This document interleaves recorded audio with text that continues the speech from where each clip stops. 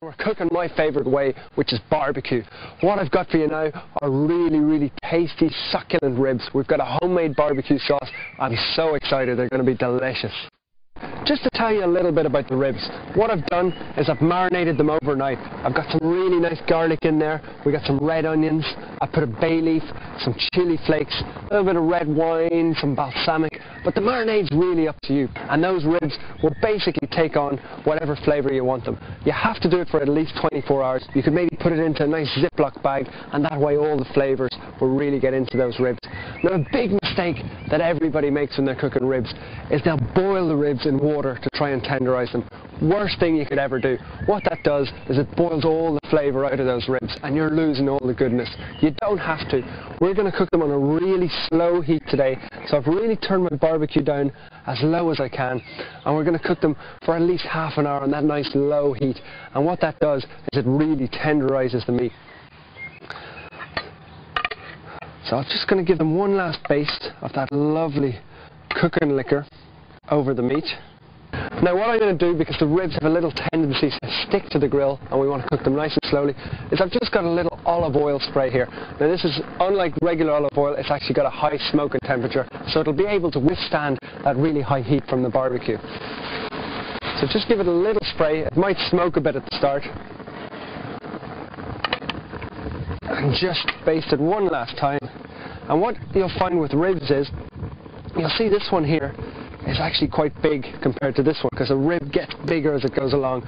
That's going to take slightly longer to cook, so we're going to start that one 5 minutes before the others. So on it goes. And I can't emphasize enough, we're really not looking for that high scorching temperature. We're using the barbecue in a totally different way to normal today. We got the temperature right down, and we're going to close that lid and just let it cook away really slowly until it becomes nice and tender. So in about 5 minutes, we'll just pop it in there beside the fatter one, and that'll ensure that they've got even cooking times. So 5 minutes later, on goes that second one. And what I'm going to do constantly during the cooking is just add a little bit of that marinade, just to help it baste. So about once every 5 minutes or so.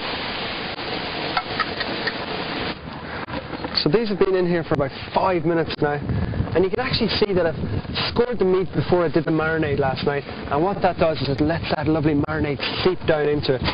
So I'm just going to very carefully turn that over, and you can see the lovely caramelization starting to happen. We do the same with the other one, and we go back to our juice, and we just give it a little baste on that side. Just like that. So we're going to close our lid up, and we're basically giving them about 5 minutes on each side, turning every 5 minutes. And now that those have got about 20 minutes to go, what I'm going to make next is a lovely little relish to go with it. So to start off my little relish, I'm going to take out that core of the tomato. And it's an absolute pleasure cooking outside, I think. It's so nice and warm, and when you can feel that sun on your back, it really does give you extra pleasure. So very simple relish this. I'm going to slice some nice gherkin in there, so just take those little ends off. We're going to slice it nice and thin. The second one, in it goes. I'm also going to add in some nice fresh coriander leaves. And what I've done is I've grated a little bit of carrot, and I've also grated some daikon, which is basically like a big radish. So any type of radish would work in here. There's over 1,000 different varieties. And I'm going to bind that all together with a little Asian mix. Now I've got some fish sauce in there, some of those little fiery bird's eye chilies.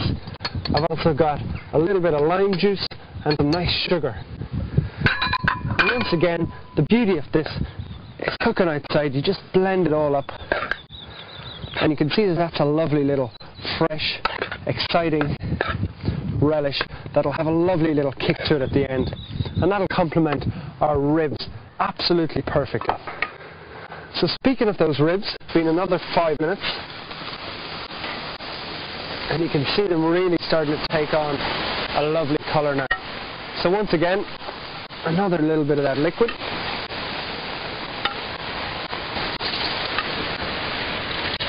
just like that.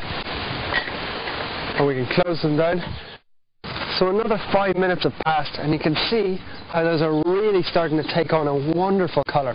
And the reason we have such even cooking is because we've cooked them just so slowly. So one more turn, we'll give it another little base to that lovely marinade.